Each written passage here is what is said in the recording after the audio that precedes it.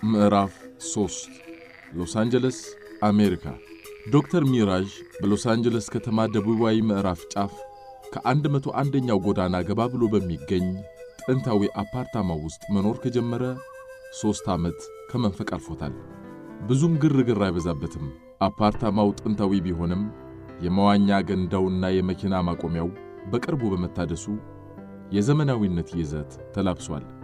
በዚህ አፓርታማ የሚኖሩ ሰዎች አብዛኛዎቹ ዕድሜ ጠገቦች ናቸው። የዶክተር ሚራዥ መኖሪያ ቤት በዚህ አፓርታማ 8ኛ ፎቅ ላይ የሚገኝ ሲሆን ጸጥታ የሰፈነበትም ነው።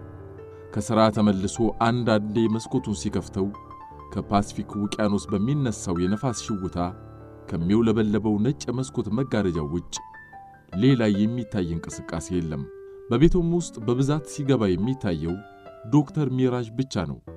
ቤቱ ውስጥ ከመሠረታዊ ቁሳቁሶች ውጭ የቅንጦት ዕቃዎች የሉም። መኝታ ቤቱ ውስጥ ዘመናዊ አልጋ ቢኖርም እሱ ግን የሚተኛው መሬት ላይ በተነጠፈ ፍራሽ ነው። ኩሽና ውስጥ አንድ ትልቅ ብረት ድስት፣ ሌላ አነስተኛ ብረት ድስት፣ መጥበሻ፣ መክተፊያ፣ ቢላዋዎች፣ ሴንኬሎና ሌሎች ትንሽ ቅራቅንቦ ዕቃዎች በጥቂቶቹ አሉ። ሳሎን ውስጥ ቴሌቪዥን፣ ኮምፒውተሮች፣ ሶፋና ወንበሮች ሲኖሩ በዚህ ሳሎን ብዙውን ቦታ የያዙት የመጻሕፍት መደርደሪያዎች ናቸው። እነዚህ ትላልቅ የመጻሕፍት መደርደሪያዎች አንዳንዶቹ ግድግዳውን ተደግፈው ሲቆሙ፣ ሌሎቹ ደግሞ መሃል ላይ በመጻሕፍት ጢም ብለው ሞልተዋል። ቤቱም ቤተ መጻሕፍት እንጂ መኖሪያ ቤት አይመስልም። መጻሕፍቱ በየፈርጃቸው የተከፋፈሉ ናቸው። የፍልስፍና፣ የታሪክ፣ የሕክምና፣ የሳይንስ ወዘተረፈ ተብለው በየሸልፉ አናት ላይ ተጽፎባቸዋል። የሃይማኖት መጻሕፍትም እንደዛው። የኦርቶዶክስ ተዋሕዶ፣ የእስልምና፣ የካቶሊክ፣ የፕሮቴስታንት፣ የቡድሂዝምና የሌሎች ሃይማኖቶች መጻሕፍትም ለየብቻ ተደርድረዋል። በሌላ መደርደሪያ ደግሞ የጥናትና የምርምር ጥራዞች ታጭቀዋል። የተለያዩ ዓለም አቀፍ ዩኒቨርሲቲዎች የሚያሳትሟቸው ጆርናሎች፣ መጽሔቶችና ጋዜጦችም በየፈርጃቸው የተካተቱበት መደርደሪያ አለ። መሃል ለመሃል ሳሎን ውስጥ የተጋደመው ረዥሙ ጠረጴዛ ላይ የተከመሩ ወረቀቶች በኮምፒውተሮች መሃል አሉ። ከሳሎኑ ባንድ ጥግ የተነጠፈ ፍራሽ ሲኖር በራስጌ በኩል የማይጠፋው ጊታርም አለ። ዶክተር ሚራዥ በንባብና በሌሎች ነገሮች ተወጣጥሮ ከቆየ በኋላ ራሱን የሚያዝናናው በዚህ ጊታር ነው። አንዳንዴ ጊታሩን ሲጫወት ምንም አይነት የከንፈር እንቅስቃሴ አያሳይም። ዓይኑን ጨፍኖ ለረጅም ሰዓታት በጊታሩ ድምፅ ተመስጦ ይቆያል። በፓሲፊክ ውቅያኖስ ዳርቻ በተለይ ጀንበር ልትጠልቅ አቅራቢያ ጊታሩን ሲጫወት በጥልቀት ይመሰጣል። በተመስጦ ውስጥ ግን የጊታሩን ድምፅ ይረሳና የሚያስበውን የሐሳብ ጅረት ተከትሎ ይነጠቃል። ሥራዎቹን የሠራቸውም በዚህ ስልት ነው፣ በጊታሩ የሙዚቃ ቃና ተመስጦ ውስጥ ሆኖ። ዶክተር ሚራዥ ቁመቱ መካከለኛ ነው። ተክለ ሰውነቱ ጠንካራ ወታደር ያስመስለዋል። አረማመዱና አቋቋሙም የወታደር ቅጥ ነው። ጥርት ያሉ ዓይኖቹ ለጠይም ፊቱ ድምቀት አልብሰውታል። ዓይኖቹም የሚያስፈሩ ሳይሆኑ የሚጣሩ አይነት ናቸው። ብዙ ጊዜ ፈገግ አይልም እንጂ ጥርሶቹ ክርችም ብለው ተጠጋግተው በጉራማይሌ ድዱ ላይ የበቀሉና የሚያማምሩ መሆናቸው ከስንት አንዴ ሲስቅ ይታያል። የሚስቀውም ሰዎች እንባቸውን እያንዠቀዠቁ በሚስቁበት ነገር ሳይሆን አንድም ሰው በማይስቅበት ነገር ነው። አንዳንዴ ሳቅ እንደ ውሃ በወረፋ የሚቀዳ ይመስል ሁሉም ሰው ስቆ ከጨረሰ በኋላ ይስቃል። ሰዎች ስቀው ሲጨርሱ ሲስቅ ሰዎችን ባሳቃቸው ነገር ሳይሆን ሰዎች በመሳቃቸው የሚስቅ ይመስላል። ሚራዥ ዝምታው ውቅያኖስ ነው። ነገር ሲጀምርም እንደ ጅረት። ብዙዎች የሚወዱት ብዙ ስለሚያዳምጣቸው ነው። ዝም ብሎ አዳምጦ የእሱን ሐሳብ ጣል የሚያደርገው ሳይታሰብ ነው። ብዙ ጊዜ ሲያወራ የሚታየውም በዕድሜ ገፋ ካሉ ሰዎች ጋር ነው። ምናልባትም በገዳሙ ውስጥ ሲያያደገው ሽማግሌዎችን ስለሆነ ይሆናል። የልጅነት ሕልሙም እንደ ዳጋ እስጢፋኖሱ መነኩሴ እንደ አባ ጀንበሩ ትልቅ ጢም እንዲኖረው ነበር። አሁንም ቢሆን በጆሮ ግንዱ በኩል ቀጠን ብሎ ወርዶ አገጩ ሲደርስ ሰፋ ብሎ ችምችም ያለ ጥቁር ጢም አለው። አንዳንድ የሥራ ባልደረባዎቹም ችምችም ያለ ረጅም ጥቁር ጢሙን በማጣቀስ አሸባሪው ይሉታል። ከጢሙ ይልቅ ዝምታው ያሸብራል።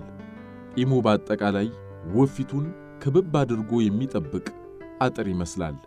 ጸጉሩ ላዛ በመሆኑ ቢጎፍርም አያስጠላበትም። ዶክተር ሚራዥ ድምፁ ወፈር ያለና በውስጡ ብዙ ደስ የሚል ቅላጽ ያለው ነው። የገዳሙ ዲያቆን እያለ ብዙዎች ሲዘምርና ሲቀድስ ይመሰጡ ነበር። አሁን ግን በረፍት ሰዓቱ ከአንድ የሙዚቃ ትምህርት ቤት ባጠናው የጊታር መሳሪያ ድምፅ እንጂ የሱ ድምፅ አይሰማም። ሲነጋገር ግን የሚያስገመግም የነጎድጓድ ድምፅ ያለው ሰው ነው። በቤቱ ውስጥ ያሉት መጻሕፍት በማንነቱ ላይ ብዙ ለውጥ አምጥተዋል።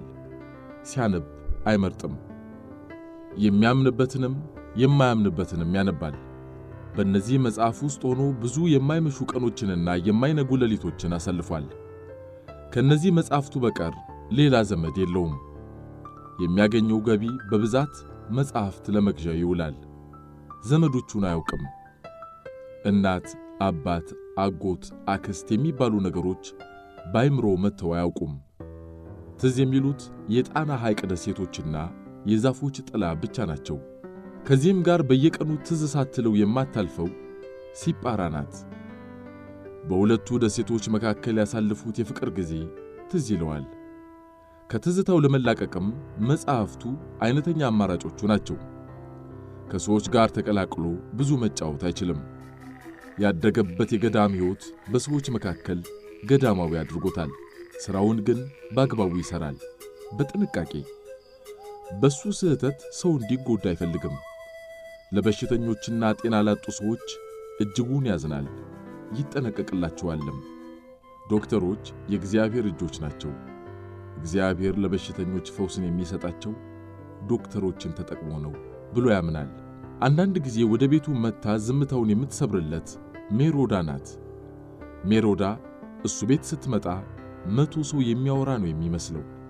መጽሐፍቱን በሚመለከት ቤት እኮ የደራሲ ቤት ነው የሚመስለው ስትለው እኔ የሚታየውንና የሚጨበጠውን አካል ቀድጄ ስሰፋ መጽሐፍት ደግሞ የማይታየውን አካሌን ቀዶ ይሰፉልኛል። ሐኪሞች በሽተኞችን ብቻ ሲያክሙ፣ ደራሲያን ደግሞ ሐኪሞችንና በሽተኞችን ያክማሉ። ደራሲያን እንደ መላእክት ናቸው። መላእክት የሰውን ወደ እግዚአብሔር፣ የእግዚአብሔርን ወደ ሰው ሲያደርሱ፣ ደራሲያን ደግሞ የሕዝቡን ወደ መንግሥት፣ የመንግሥትን ወደ ሕዝብ ያደርሳሉ። እውነተኞች ደራሲያን የሕዝብን ወደ መንግሥት አድርሰው መንግሥት ካልሰማ የመላእክትን ተግባር በማገዝ የሕዝብን ወደ እግዚአብሔር ያደርሳሉ። እውነተኞቹ ደራሲያን በሕዝብና በመንግሥት፣ በመንግሥትና በመንግሥት፣ በሕዝብና በሕዝብ መካከል የሚኖሩ የማይሰበሩ ድልድዮች ናቸው። እውነተኞቹ መልእክቱን በወቅቱ ሲያደርሱ፣ ሐሰተኞቹ ደራሲያን ደግሞ የነበረው ሥርዓት ካለፈ በኋላ ከምናምን ዓመት በፊት የጻፍኩት ያኔ ፈርቼ ያላሳተምኩት ብለው ሕዝቡን ያቆስላሉ። አንድ ሥርዓት ካለፈ በኋላ ተራ ሰውም ቢሆን ያንን ሥርዓት ሲሳደብ አይታሰርም።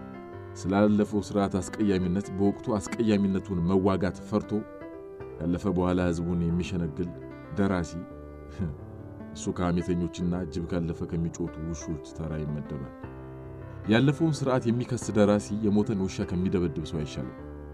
የነበረበትን ሥርዓት እንዲሻሻል የሕዝብን ጩኸት ያላስተጋባ ደራሲ ሥርዓቱ ካለፈ በኋላ ቢንተገተግ እሱ የሞተን ውሻን ከሚደበድብ ቂል በምንስ ይሻላል? የሕዝብን ብሶት ወደ መንግሥት የማያደርሱ ደራሲያን የመንግሥትና የሕዝብ ጠላቶች ናቸው። መንግሥትንም ሕዝብንም ያሳስታሉና መታተም ባለበት ዘመን ያልታተመ ድርሰትና ወቅቱን ያልጠበቀ ዝናብ አንድ ናቸው። ሜሮዳ ይህን ነገሩን ስታይ በእውነት ደራሲ ብትሆን ሳይሻል አይቀርም። ደራሲ ልሆን ተብሎ አይኮንማ። ግን ያደኩበት ቦታ ለድርሰት ሥራ መቼ ነበር። ገዳሙ ውስጥ ያነበብኳቸው ገድላትና ተአምራት ከሃይማኖታዊ ገጽታቸው ጀርባ የረቀቁ የሥነ ጽሑፍ ሥራዎችም ናቸው።